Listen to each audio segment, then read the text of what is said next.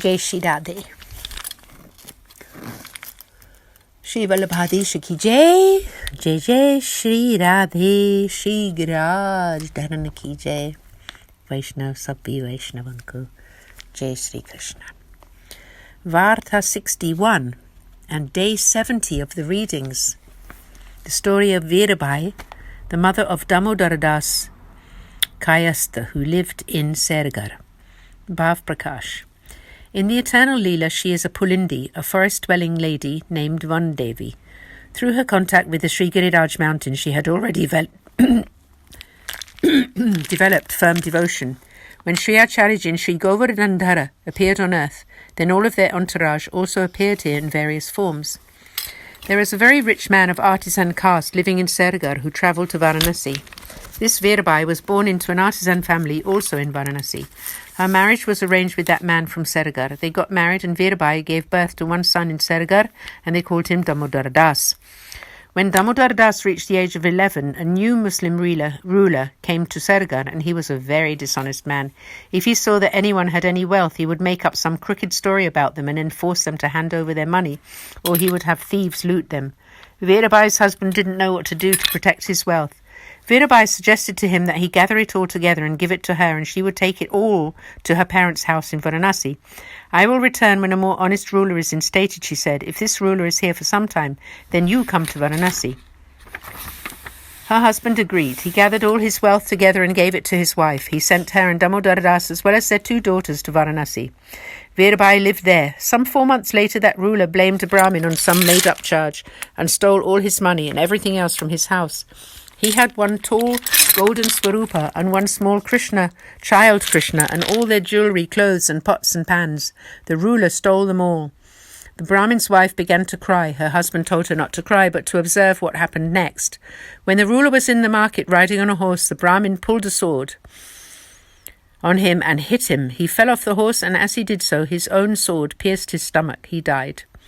The ruler's men beat the Brahmin, and so he also died. The local king heard all about this and sent another ruler to Sergar. He was nice and made everyone happy. He decided to give the Brahmin's widow a stipend of 2 rupees per month. Sergar went back to normal. Those residents who had run away to escape persecution now all returned, and the Brahmini whose husband had been killed approached Virabai's husband and told him that she had no money and was finding it very difficult to serve the deity by herself. The husband said that he would now recall his wife and children from Varanasi, and when they came, they would help her. The Brahmin's wife was very happy to hear this. The Sri Thakurjis that had appeared from the river that flows near Sergar, the Sri Thakurjis that she had appeared from the river that flows near Sergar when that Brahmin had gone there one day. After a while, Virabai's husband sent 4 men from the village to go and fetch his wife. These men arrived there and told her that a new ruler had been appointed and that he was a good man. So she should now return to Sergar on her husband's request. Virabai packed up all the money and, taking her son Damodar Das and his 2 sisters with her, left Varanasi to go home. They had passed through 4 camps and came to the 5th.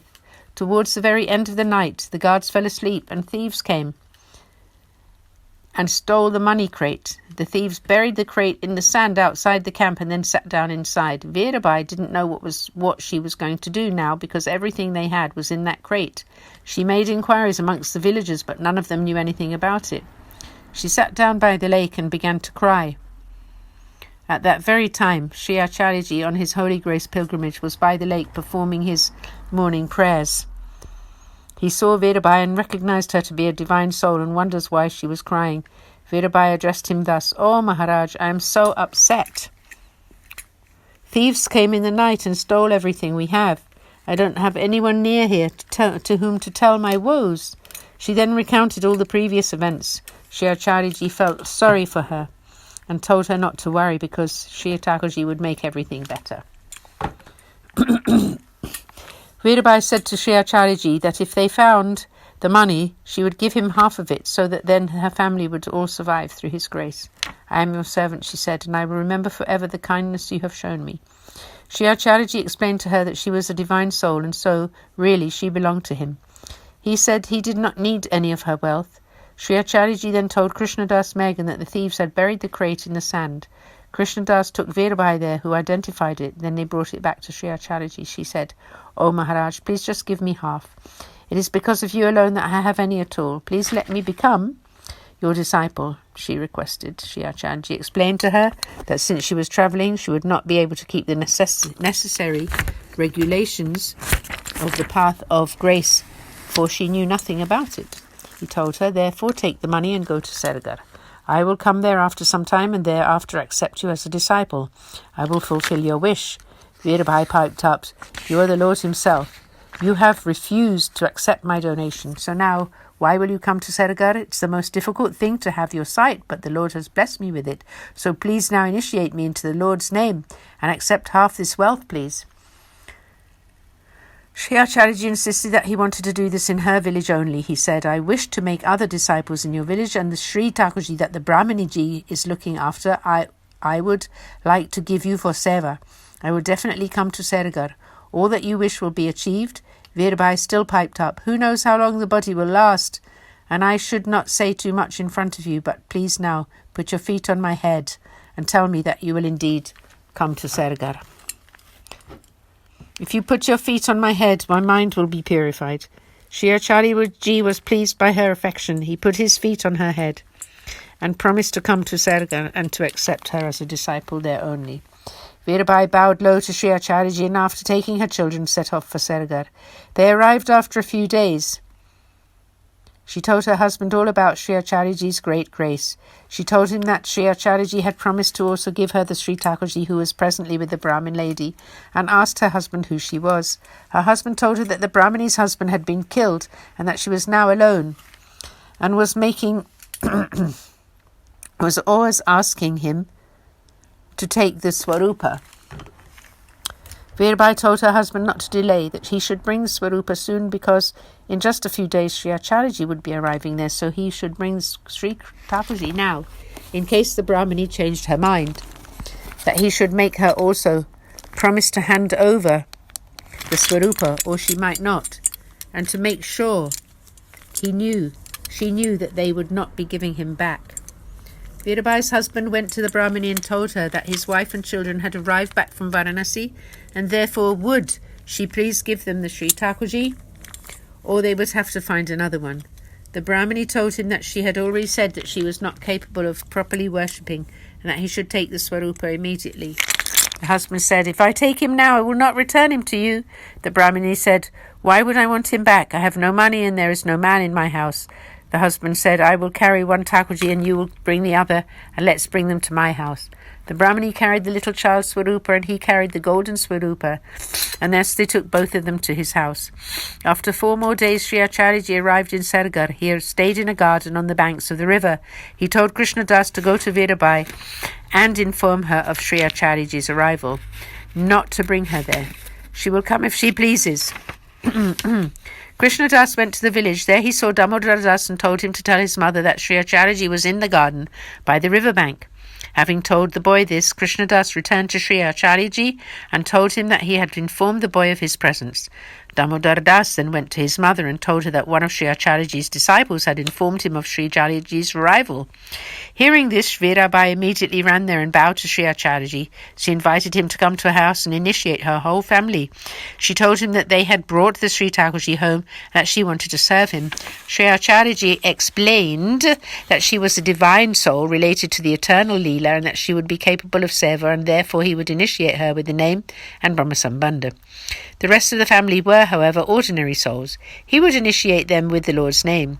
"By contact with you, all your family will be uplifted," he stated. He instructed her to bathe in the river, and when she had, he initiated her and then told her to go home and send her husband there. After that, he would come to her home. Virabai went home and told her husband that he should go and find Sri Acharyaji in the garden on the river bank, and from there he should politely invite him to accompany him home. "We will all become his disciples, thus we will all be uplifted." The husband asked her to go with him, and so she did. The Sri Acharyaji came back home with them and initiated them all with the name. Then he bathed the Sri Thakurjis in the 5 nectars and established their seva. He gave them into Virabai's responsibility.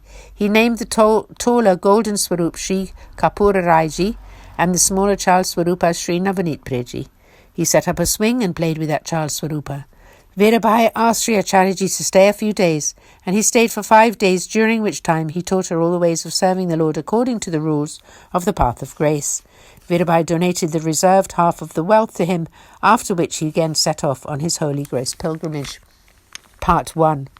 Virabai began to serve the Lord very lovingly. He soon began to let her experience his presence.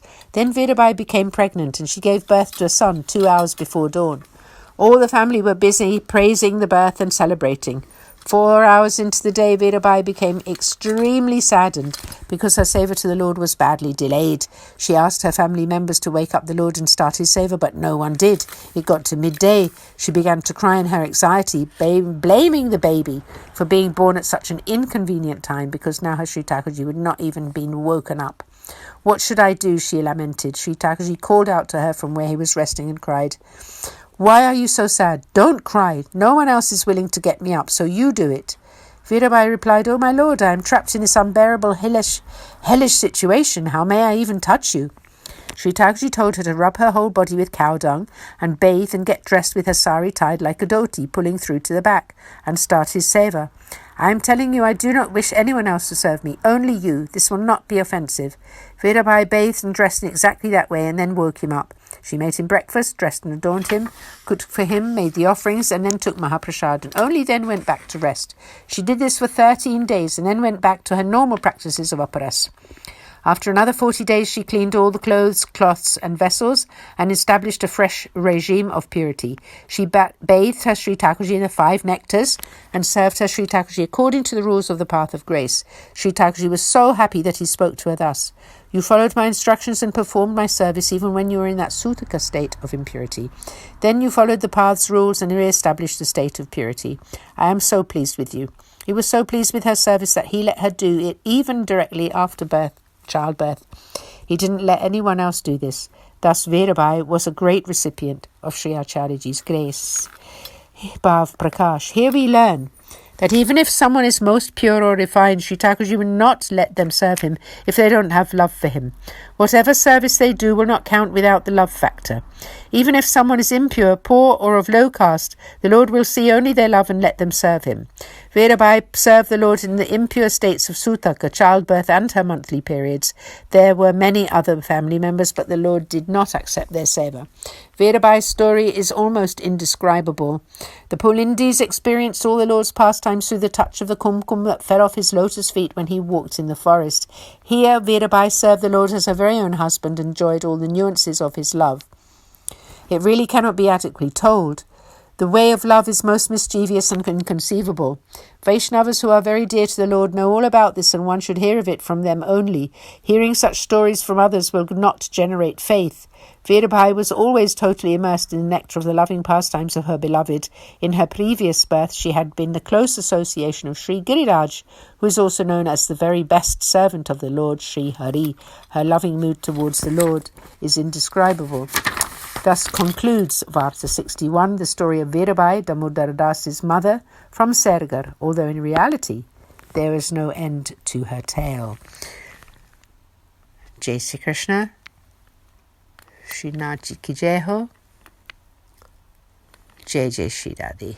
Thus concludes Varta 61 and our reading for today, which will continue tomorrow in Varta 62. Jai Shri Radhe Ji.